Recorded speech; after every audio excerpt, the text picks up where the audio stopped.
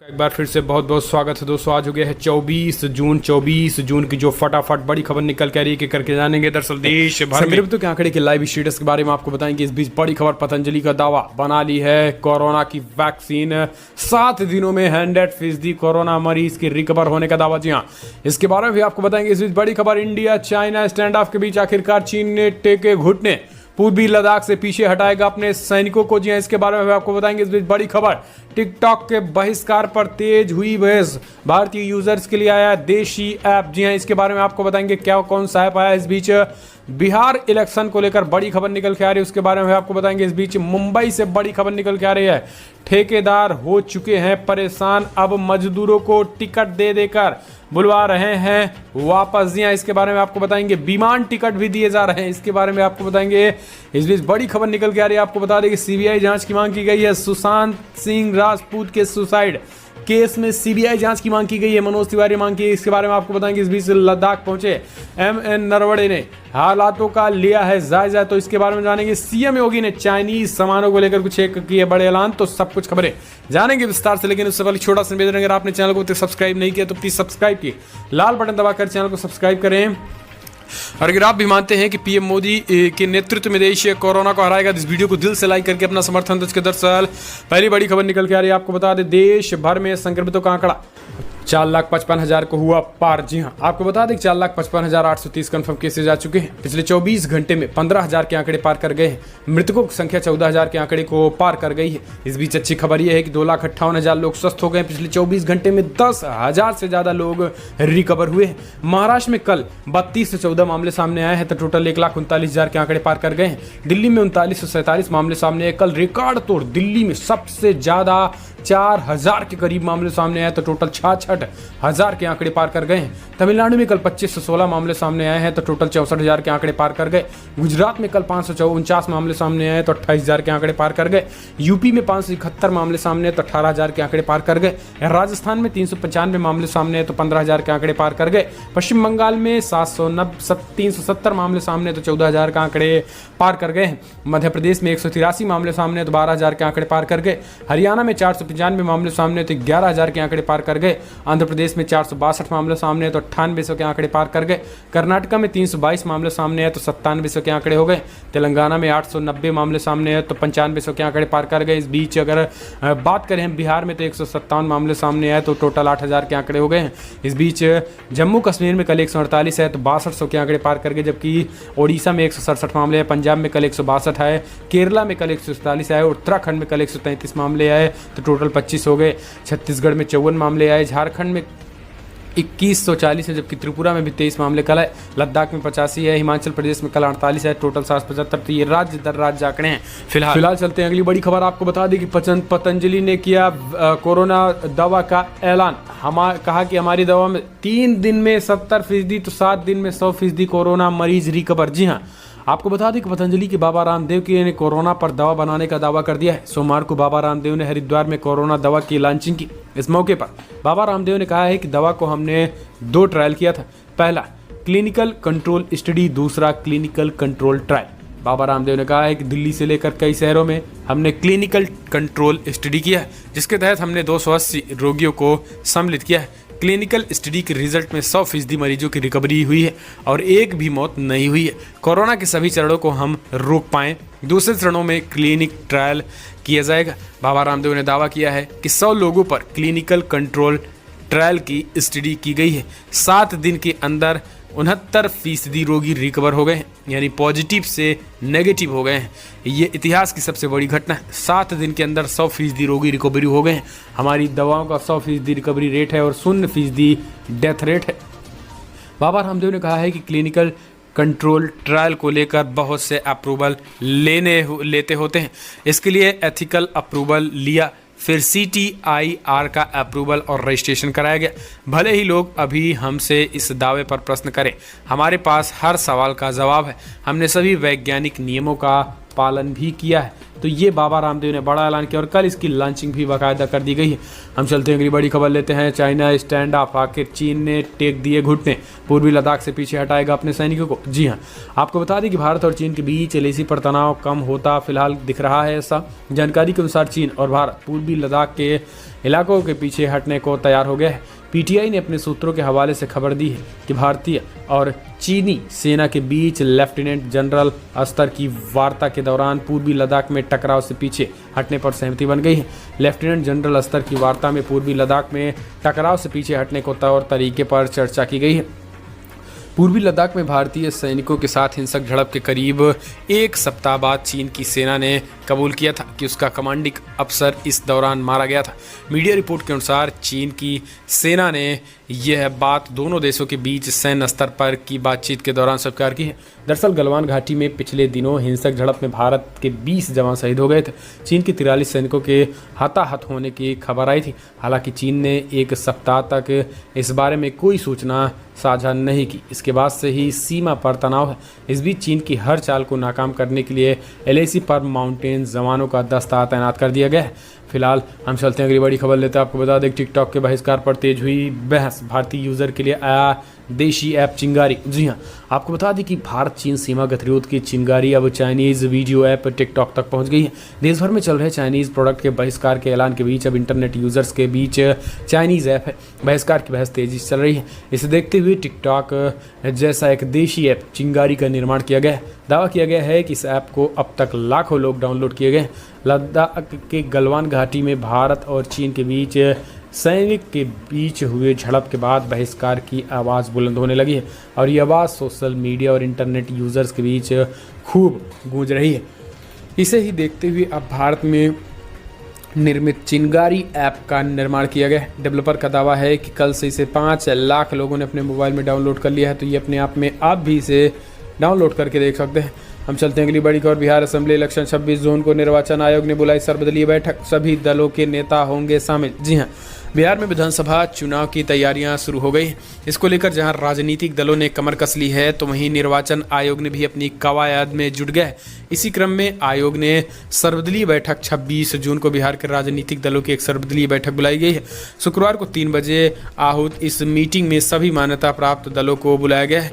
मिली जानकारी के अनुसार आयोग बिहार में चुनाव करवाए जाने को लेकर राजनीतिक दलों से सुझाव मांगेगा।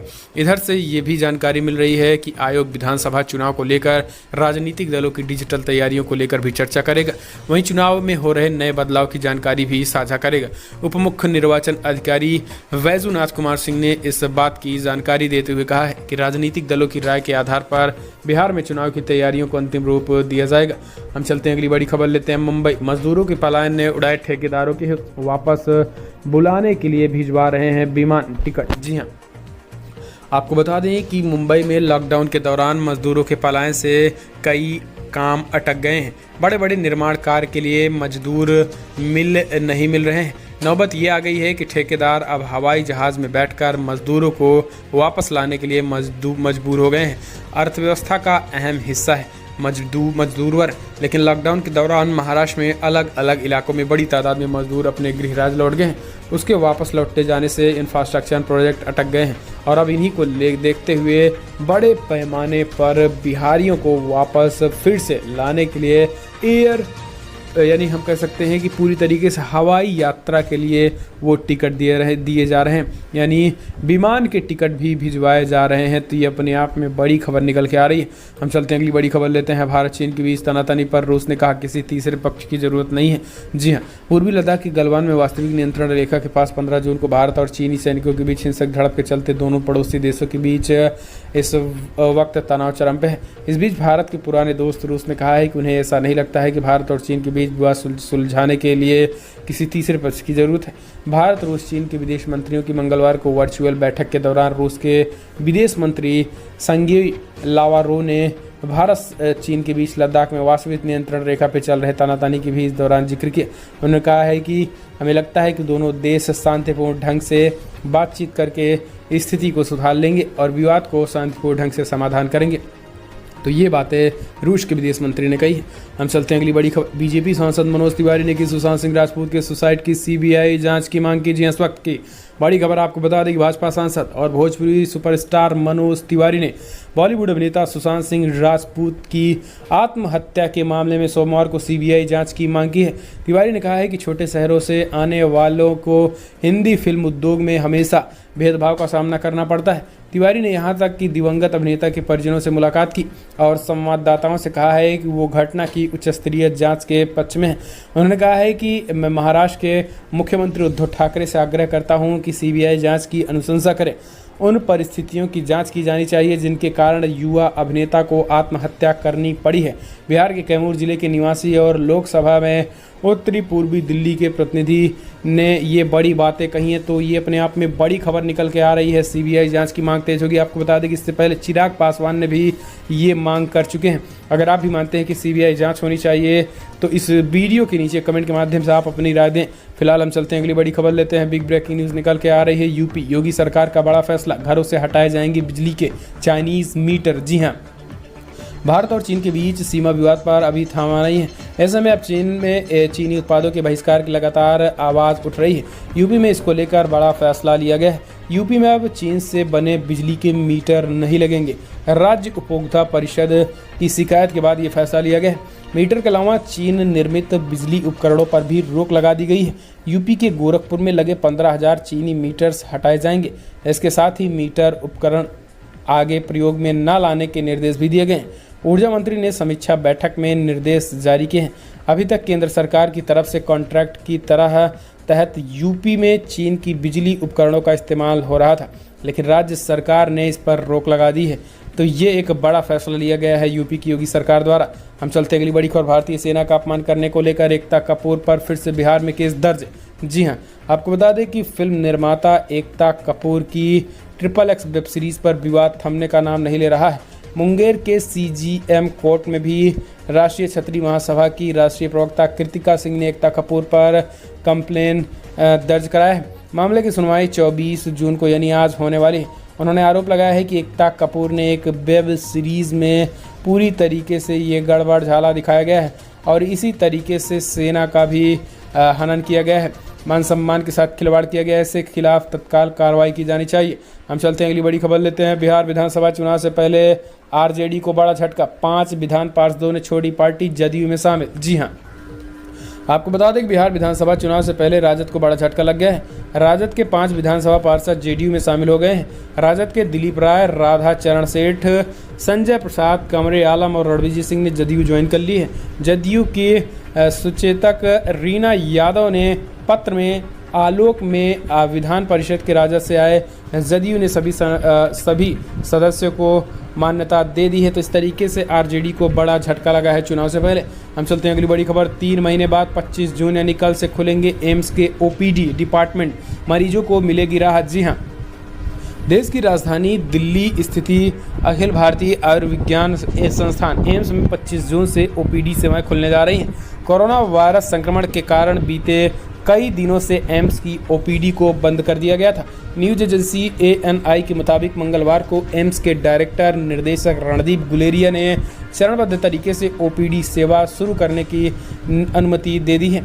इसके बाद 25 जून से फिजिकल रूप से OPD सेवाओं को खोलने की तैयारी है।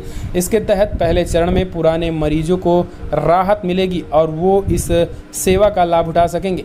इसके अलावा जो विभाग नए मरीजों को भी देखना चाहते हैं वो सीमित संख्या में उन्हें देख सकेंगे। हालांकि इस चरण में शाम के विशेष क्लिनिक के लिए डॉक्टर से पूरी तरीके से अपॉइंटमेंट नहीं मिलेगा। हम चलते हैं अगली बड़ी खबर लेते हैं। आपको बता दें बिग ब्रेकिंग, पतंजलि ऑर्डर मी ऐप। जी हाँ, रामदेव की पतंजलि के ऑर्डर मी ऐप के जरिए घर बैठे मंगा सकते हैं कोरोना की दवा। कोरोना वायरस महामारी के फैलते प्रकोप के बीच योग गुरु बाबा रामदेव ने मंगलवार को कोरोना की आयुर्वेदिक दवा कोरोनिल लॉन्च की है। खास बात यह है कि इस दवा को घर बैठे भी लोग मंगा सकते हैं। दवाई की होम डिलीवरी के लिए ऐप भी लॉन्च कर दिया गया है। ऑर्डर मी ऐप लॉन्च किया गया है। इसी के साथ रामदेव ने दिव्य कोरोनिल टैबलेट के कोरोना के मरीजों के ठीक होने का दावा किया है। 100% ठीक होने का दावा किया है। अगर ऐसा होता है तो अपने आप में बड़ी खबर होगी। हालांकि अभी इस पे सरकार ने जांच के भी आदेश दिए। सरकार ने पूछा है कि आखिर कौन से मानक हैं और कहां और किस पर आपने ट्रायल किया है, उन सब की जांच केंद्र सरकार भी करेगा। फिलहाल हम चलते हैं अगली बड़ी खबर लेते हैं। आपको बता दें बिग ब्रेकिंग न्यूज़ निकल के आ रही है, जहां पर आपको बता दें सोनू निगम के समर्थन में अदनान सामी ने एक बार फिर से किया ट्वीट। जी हाँ, आपको बता दें कि लगातार बॉलीवुड इंडस्ट्रीज़ में सुशांत सिंह के बाद एक दो धड़े बढ़ चुके हैं और इस बीच आपको बता दें कि सोनू निगम और गुलशन कुमार के बेटे भूषण कुमार पे जंग चल रही है। इसके बीच अब इस बीच में अदनान सामी भी कूद पड़े हैं और उन्होंने भूषण कुमार को जमकर लताड़ लगाई है और सोनू निगम के समर्थन में आ गए हैं। आपको बता दें कि जिस तरीके से टी सीरीज़ का दबदबा बॉलीवुड इंडस्ट्रीज़ में है और इसी को एक्सपोज किया है सोनू निगम ने। इसके बाद भूषण कुमार ने कुछ गलत बातें कही थी, जिसके बाद अब भूषण कुमार को सोनू निगम ने करारा जवाब दिया है। हम चलते हैं अगली बड़ी खबर। दुनिया भर में जो आंकड़े निकल के आ रहे हैं आपको जानना बेहद जरूरी है। दरअसल दुनिया भर में 90 लाख के आंकड़े को पार कर गए हैं। जी हाँ, 90,62,000 कन्फर्म केसेज है, जबकि मृतकों की संख्या 4,70,000 को पार कर गया है। इस बीच अगर बात करें यूनाइटेड स्टेट में तो 23,55,000 कन्फर्म केसेज हो चुके हैं, जबकि मृतकों की संख्या 1,22,000 को पार कर गई है। ब्राज़ील में 11,11,000 कन्फर्म केसेज हैं, जबकि 51,000 के करीब लोगों की मौत हो गई है। रसिया में 5,92,000 कन्फर्म केसेस तो 82,000 के करीब लोगों की मौत हो गई है। इंडिया में 4,40,000 कन्फर्म केसेस तो 14,000 के करीब लोगों की मौत हो गई है। यूनाइटेड किंगडम में 3,05,000 कन्फर्म केसेस तो 42,000 के करीब लोगों की मौत हो गई है। पेरू 2,57,000 कन्फर्म केसेज हैं तो 8,000 के करीब लोगों की मौत होती है। दुनिया भर का आंकड़ा फिलहाल बड़ी खबर मिलता है। लेकिन अगर आपको वीडियो पसंद आया तो लाइक करें, शेयर करें, कमेंट के माध्यम से अपनी राय देना ना भूलें। इस वीडियो में जय हिंद।